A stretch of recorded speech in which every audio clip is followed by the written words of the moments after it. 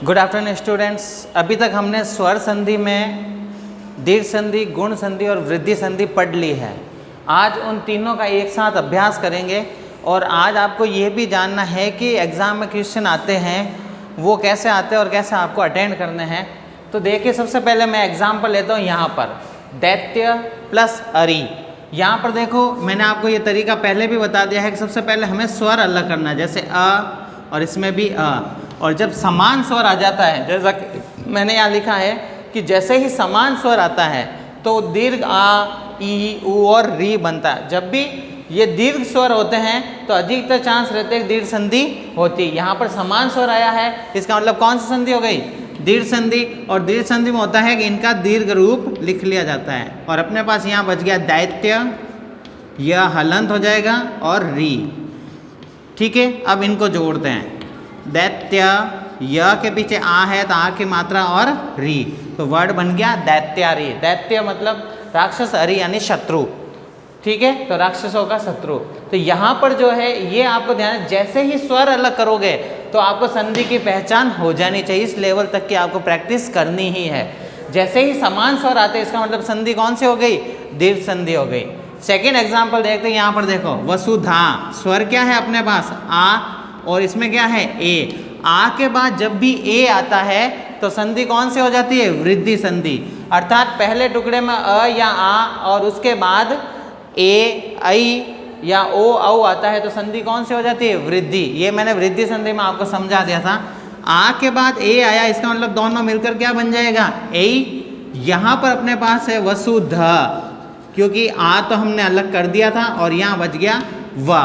अब इनको जोड़ते हैं। व सु ध में ऐ की मात्रा आ जाएगी व, वसुधैव, वसुधैव। ठीक है, तो आपको ध्यान रखना है कि अ या आ के बाद ए या ऐ आता है तो मिलकर ऐ बनता है और संधि कौन सी होती है? वृद्धि संधि। अगर देखो आगे देखिए, वर्षा प्लस ऋतु, बहुत अच्छा एग्जाम्पल है, कई बार पूछा भी गया है और इस एग्जाम्पल को अच्छे से समझना, क्योंकि अक्सर ये एग्जाम्पल कई बार गलत होता ही है। अब देखिए, इसमें सबसे पहले स्वर क्या है अपने पास? आ, और इसमें है री।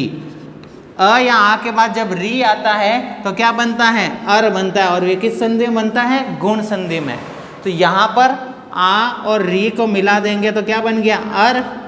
अब यहाँ पर हमारे पास बचता है वर्ड श। ये ध्यान रखना, श के ऊपर र जरूर बचेगा, क्योंकि हमने आ अलग किया, र और श साथ में आएगा। फिर यहाँ बच गया तू। अब देखो, इनको जोड़ते हैं। यहाँ तक तो लगभग आप सही कर लेते हो, लेकिन जोड़ने में गलती होती है। देखो कैसे होता है। व, फिर श के पीछे क्या? अ है, तो अ होते ही स पूरा हो जाएगा। र इसके ऊपर है तो वो वापस ऊपर आएगा।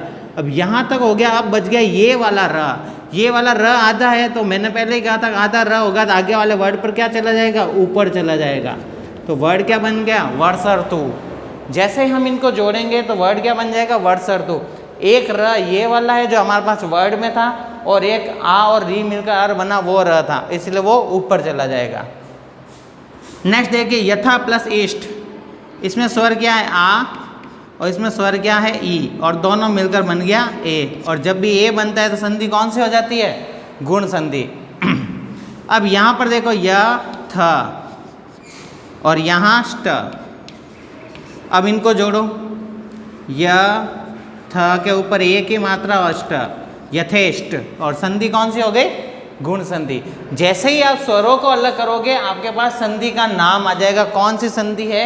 और आपको ये ध्यान रखना है कि अ या आ के बाद ई, उ, री आता है तो गुण होता है, ए, ऐ, ओ आता है तो वृद्धि संधि होता है। और जब समान स्वर आ जाते हैं, दोनों जगह एक समान स्वर आते हैं तो दीर्घ रूप लेकर दीर्घ संधि बनता है। इस तरह से आपको ये सारे एग्जाम्पल अच्छे से प्रैक्टिस करने हैं। अब देखिए, यहाँ पर मैंने कुछ होमवर्क दिया है आपको, जिसमें तीनों संधियों के शामिल एग्जाम्पल है। आपको ये होमवर्क करना है। होमवर्क करके ओनली फॉर ये एग्जाम्पल, ये आपको क्वेश्चन लिखना है। क्वेश्चन लिखने के बाद आपको ये तीनों, ये सारे 10 एग्जाम्पल मैंने दिए हैं, वो आपको नोटबुक में लिखकर इनके सामने आंसर लिख करके मुझे सेंड करना है। यहाँ पर देखो क्वेश्चन लिखा, अधोलिखित पदा नाम संधि कृत्वा। नीचे लिखे पदों को संधि करके संधे नामा पे लिखा, संधि का नाम भी लिखना। कैसे करना? यहाँ एक एग्जाम्पल मैं आपको समझा रहा हूँ। शरण प्लस आगत लिखा हुआ है तो इसका क्या बन जाएगा, इसमें अ है और इसमें आ है, मतलब समान स्वर दीर्घ संधि, तो वर्ड क्या बन जाएगा, शरणागतः। ठीक है, और पीछे ब्रैकेट में आपको लिखना है कौन सी संधि हो गई, दीर्घ संधि। इस तरह से आपको ये डायरेक्ट करके भेजने हैं।